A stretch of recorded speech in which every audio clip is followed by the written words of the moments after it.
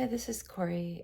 I went back through my old video, my first video of my ME CFS journey, and it was kind of horrifyingly jumbled. But to be fair, so was my sense of time and what was going on my first year and a half of being severe. So my timeline was all messed up. So I have since gone through and my calendar and gotten an idea of what actually happened when, and tried to make myself notes.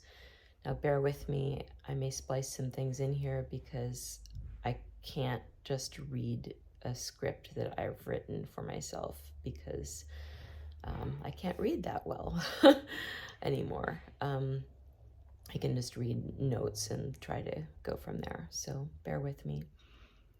So my ME has had a few stages. First, I was a very, very healthy, active person in my entire life. Then I got a norovirus and was mild. Then I had an event and a viral activation where I went to very severe. And I have then gradually improved, very gradually improved, from very severe to moderately severe. So I went from 5% on the hummingbird scale, both cognitively and physically, to about 50% cognitively and maybe 25% physically. So I wanted to share my journey of what has happened. So I grew up a competitive gymnast. I was 2 levels away from Olympic entry level. And then I switched to martial arts for many years until I was in back labor with my daughter, and I re-ruptured a disc during back labor and got a very bad, that was a painful back injury. And I used dance and circus arts to sort of recuperate, and I was in a can-can troupe when I got the norovirus that caused my ME/CFS. So the norovirus was bad enough that it took 4 bags of saline to hydrate me, and I was told I was lucky to be alive, that if I'd come in too late, I would not have survived. It was pretty bad. It took a while to recover. I was not quite, well, I never got back to 100% from there, but I didn't get back to like 80 or 90% for 2 months. And we had a trip planned to Disney World 2 weeks later. I was going through the airport and I was leaning on things and having difficulty walking, and a stranger offered me a wheelchair. I got through Disney World in a rented scooter, and looking back, I would have, knowing what I know now, I would have stayed in bed and skipped the trip and taken it easy, and maybe I could have avoided getting severe. But I didn't know what I was doing. I was taught my whole life to push through. You know, you're a gymnast, you tumble on broken ankles. So that's where I was at. And mild ME at that point for me was, I just felt like I wasn't quite right. I was only 80 or 90% of my usual very fit self.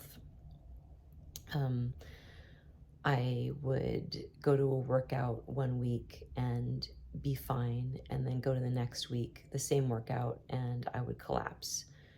And I don't know why I wasn't more terrified by collapsing spontaneously. I should have been. I was sort of inured to things with my back injury, like I kind of was used to being out of commission from my back. But honestly, I should have been more worried at the time. I would be in a conversation with somebody and suddenly get overloaded and need to stop talking. And I thought it was an anxiety attack, but looking back, I know it was sensory overload. Now, I would be talking to somebody standing up and suddenly feel dizzy and uncomfortable and weird and need to sit down, and I just sit down on the floor right in front of them. It was that sudden and intense. So another thing that I should have been more worried about, I barely talked to my doctor about these things. I was so pushed through in my mentality at the time. Then, so the norovirus was January 24th, 2016. And so May 21st, 2017, I went to Maker Faire and I had a little cold sore on my lip, which is a viral activation. And throughout the day, I just started feeling weirder and less good, and like I needed to lie down. Something was wrong, but I was hydrated, I was fed, I should have been fine. I just didn't feel right. But by the time I got to the car, I was shaking and crying. And when I got out of the car, I needed to crawl into the house. I felt like I could barely lift my arms. And from there, I was in bed for a good week, not knowing what was wrong with me. I talked to my doctor finally, and it was astonishing where I was at. I was a visual artist, and I would try to draw a circle or a square, and I couldn't draw a circle or a square. It was horrifying. It's like, what has happened to my mind and my body? It felt like drawing a circle was using a badly calibrated remote to operate my hand, which was wearing thick gloves. It just felt all wrong. So that's what the sudden crash went. Felt like. I had a friend who had CFS, so I looked into it and I was like, asked my doctor, like, hey, is this something I could have? Because we were running all these tests and trying to figure out what's wrong with me. And she said, no, that's a psychosomatic illness. You can't have that. Because that's what she had been taught in medical school, because that was the prevailing belief at the time. She sent me to the ER because we couldn't get an appointment with a neurologist in time. And if it was certain neurological conditions, time is of the essence. So you have to catch it very early. So she sent me to the ER at UCSF to see a neurologist there. And I don't know what I was thinking. I told my husband not to worry, I'll take a cab. I took a cab and he went to work an hour away. And I got partway through the door and then I collapsed. I couldn't walk that far. The cab brought me to the door. I got about to the door and then I collapsed and crawled the rest of the way into the ER. And they got me a wheelchair and everything. And then when the neurologist saw me, he was basically like, oh, it's all in your head. It's probably because you feel neglected by your husband. I see he's not here with you. And that's why your legs are collapsing, which is just, I was too shocked to say anything, honestly. Then the nurses didn't even want to give me a wheelchair on my way out because they thought it was psychosomatic and they didn't want to humor me. He also suggested, he said, in cases like these, cognitive behavioral therapy and graded exercise therapy, CBD and T and GET, have done wonders for people. That's really the solution. You should look into that.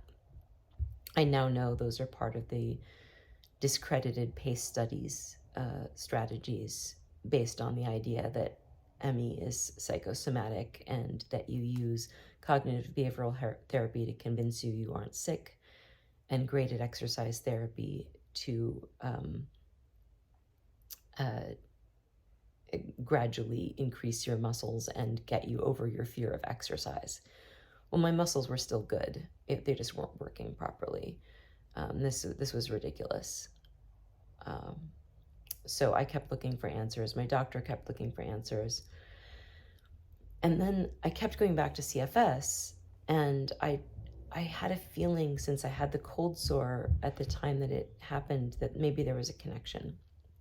So I did an internet search on herpes virus, CFS research, and I came up with Dr. Lerner in Los Angeles, who was who had a clinic that was pursuing ME/CFS as a medical condition. And I presented this research to my doctor, and she was like, all right, Valtrex is that's pretty harmless. We can give you a shingles dose of that and see how you do. And she did, and oh my gosh, suddenly I was able to function. I was able to walk a little bit more around the house. So I set up chairs every 7 feet, and I could get from one chair to the other usually, though if I couldn't, I would go to the ground. It made a huge difference in what I was able to do. During this time, I would never do the things that I was trying to do. I was trying to be there for my daughter. I was trying to go to her performances. I drove to one that was like 15 minutes away. I barely made it. I pulled over a couple times to rest. I got out of the car and walked with a cane, like sitting on the cane, walk a few feet, sit on the cane, walk a few feet, and then I laid down across multiple seats in the back of the auditorium because I couldn't sit upright. And I don't know what people thought of me at that point. I don't know how I thought this was somehow functional, but I was determined to do stuff to see my daughter. And looking back, I should never have pushed so much. So during this time, I was doing way too much. I kept trying to do things. My daughter had some performances and camp things, and I parked right by the door and then half walked, half crawled into the place and laid down across a bunch of seats to see her performance, which looking back is just insanity. And what did people think of me? I don't know, but I was determined to be there and I was pushing it.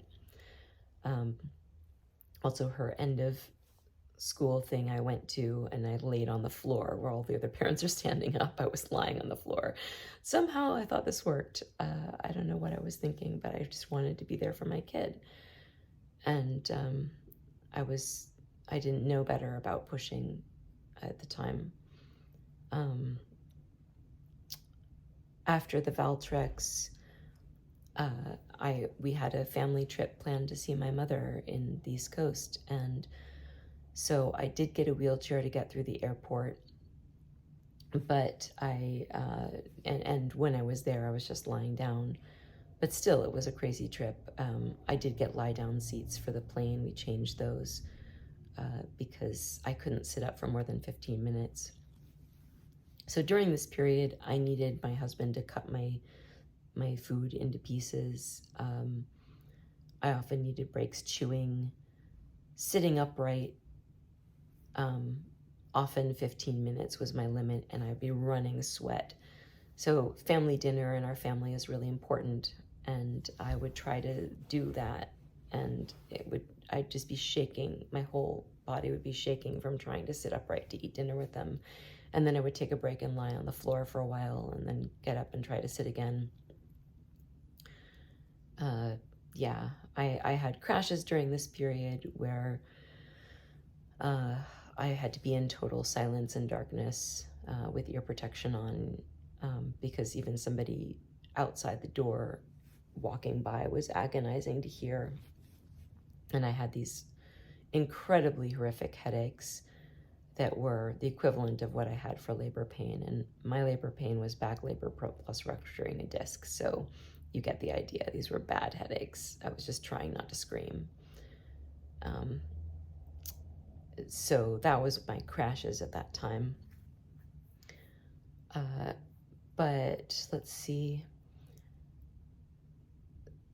So I also, about the time that I was persuading my doctor to get Valtrex, I had a better, or after I got the Valtrex and I was feeling better, that's right, I had a better day, and I tried walking just across the street from the car to the store and get something at the store and come back with a cane that had a seat on it. And I was walking a few feet and sitting on the cane, and walking a few feet and sitting on the cane, and I somehow thought this was functional. And then the street was basically further than I could really walk, and I almost collapsed in the street. I managed to collapse on the sidewalk, but it was very close. And that was the point where I realized I needed a wheelchair. I should have also realized I shouldn't be trying to leave the house at that point, but that was me. So I looked at getting a wheelchair through insurance. my brain was in no condition to handle that. My brain fog was really bad. I had been doing the research and things in moments of clarity, but I couldn't think straight. My thoughts were in neutral, and it was so frustrating. The idea of confronting insurance and trying to get a wheelchair through insurance was insane. And they told me I wouldn't get one for like 6 months, if in the best case scenario. So I looked on eBay. I found a lightly used wheelchair on eBay. It's a Promobile. And this chair, like, it starts sitting like this, and then it tilts and then lies flat. So it's like, and it's really comfortable. So it's basically like going around in a bed that can walk, that can move. And that suddenly made a huge difference. And the first thing I did is I went to Disneyland, which is probably also crazy, but I did. And I didn't crash. I was able to take rests where I was lying down fully in the chair, and I was being more careful with my sensory exposure. I had a hat and sunglasses. I was being more careful, and I was pacing, even though I hadn't really learned about pacing yet. I had sort of instinctively learned a little bit about pacing. But I kept having crashes that were really bad, and I kept overdoing it. At one point, I went to a museum, and I was reading the text under the paintings, and I suddenly couldn't read the text, and it looked like gibberish to me. So there's all kinds of weird neurological things happening, even on my best days when I managed to get out in the wheelchair. We also managed a trip to Alani in November after getting the wheelchair. So we got the wheelchair in September 2017, and I went to Alani in November 2017, which was basically a lot of lying around, which was perfect for me. But I again used the lie down seats in the plane, and I didn't crash. June 25th, 2018, I finally got my appointment with Dr. Chia that I had waited 4 months for. That he's in Los Angeles, and he's an ME CFS expert. And he was able to confirm my diagnosis and told me that it was the norovirus that caused it. Dr. Chia also told me that I was the most severe patient to ever enter his office. He said that usually people as bad as me were not leaving the house. And so he had never seen anybody as severe as me in his office before. And he also gave me a gastrointestinal supplement that helped my gastric issues. Not constipation, but everything else. I'd just been having horrible everything. And it does take some ramping up. It's a process, but they helped a lot. And they gave me a little bit more energy too. So I was on those for like over a year, and then afterwards, he told me after a year I probably wouldn't need it anymore, and I didn't. After that, in November that year, 2018, I went to Morocco on an accessibility arranged tour, and they did a great job. And again, the lie-down seats in the plane, I didn't crash. There was one day, I built in a lot of rest into that trip, and I was very careful. But there was definitely, and Dr. Chia had told me about pacing, and so I was being much more conscious of my pacing and in my sensory intake by then. So even though it was a crazy thing to do this trip, I didn't crash during it. I did have one day that my husband told me that my lips looked blue and I looked dead, but I didn't quite crash. I took the next day to stay in bed for the whole day in the dark, and that avoided that crash. January 28th, 2019, I got my first Stanford appointment. So that was a year and a half after my doctor agreed that I had ME CFS and referred me. I found out about Stanford because Dr. Lerner, the guy I had researched before, his patients, when he died, his patients all moved to the Stanford Clinic. So that's how I found out about that and got her to refer me. Stanford started me on Abilify, and oh my God, that was amazing. I suddenly realized how impaired my brain had been for the last year and a half. I knew I'd had trouble thinking. I knew my brain was stuck in neutral. I knew it was frustrating, and I was always in a fog and always forgetting things. I do have ADHD, so I'm kind of used to forgetting things.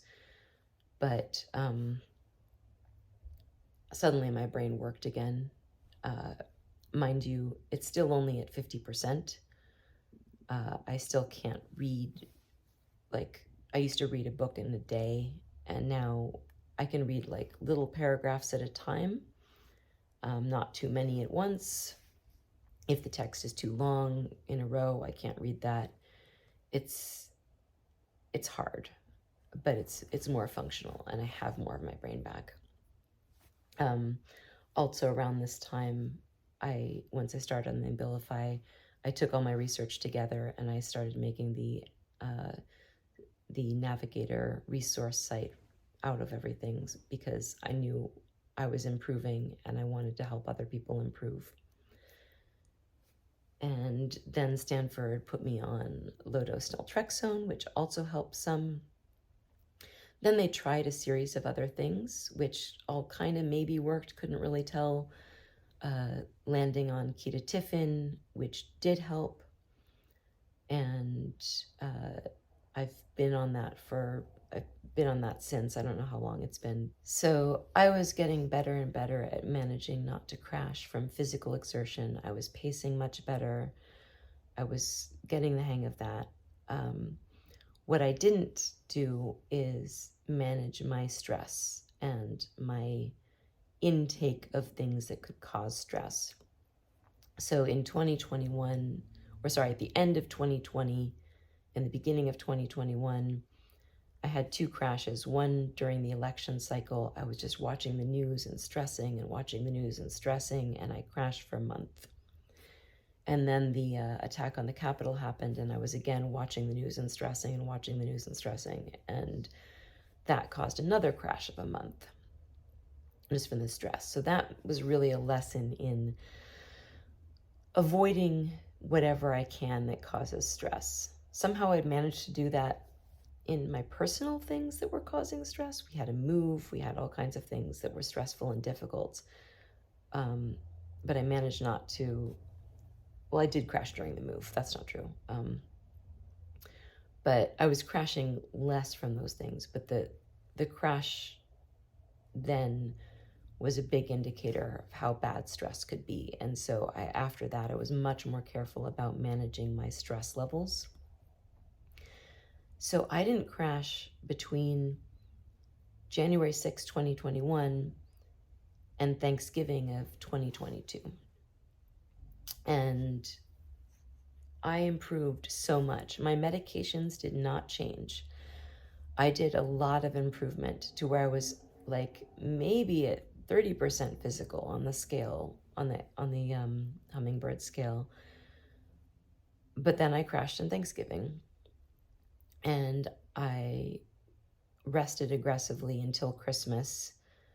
And about Christmas, I got back up to my baseline, and then I just kind of drove right back into it. And I had been improving at maybe like this level, but I was treating myself like I was improving in this kind of scale, like I was going much steeper. And that cost me. And I've been in a kind of a, not dramatic crash, but it just sort of went down after Christmas. And then I got a cold, and that did crash me for a few weeks. And I'm just coming out of that right now. So I've been on this trajectory since becoming severe, where I'm just like improving up and down, up and down, up and down, but generally up. And I am going to be resting very aggressively up until my next trip, because I am still traveling.